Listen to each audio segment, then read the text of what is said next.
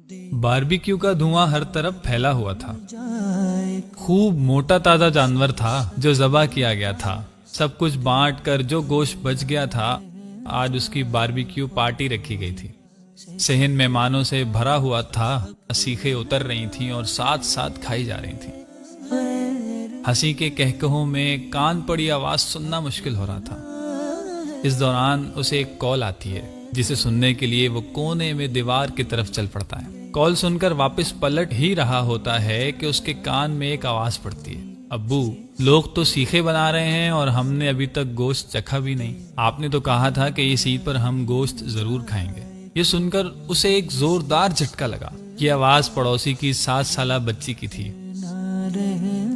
घर का मंजर कुछ यूं था कि बच्ची बाप के पास मौजूद है और उसका बाप चारपाई पर सर झुकाए बैठा है।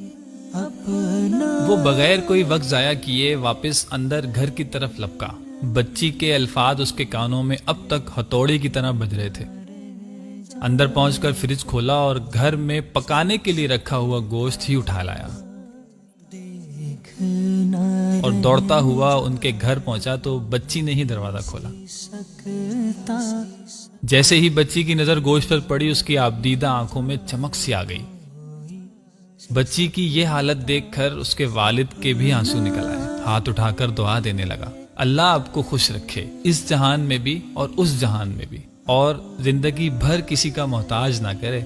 उसे ऐसा लगा जैसे जिस्म में सुकून की एक लहर दौड़ गई हो और कुर्बानी अल्लाह ताला की बारगाह में कबूल हो गई हो। सामीने किराम, हम अपने खाते पीते घराने के दोस्तों को दावत पर बुलाकर समझते हैं कि बड़ा सवाब कमा लिया। क्या हमने कभी ये सोचा है कि हम इन गरीबों का हक उन तक पहुंचा रहे हैं या गाफिल हैं? अगर गाफिल हैं तो हमें इस गफलत से निकलना होगा। अल्लाह ताला से दुआ है कि हमें हर तरह की गफलत से बचाए रखे। आमीन।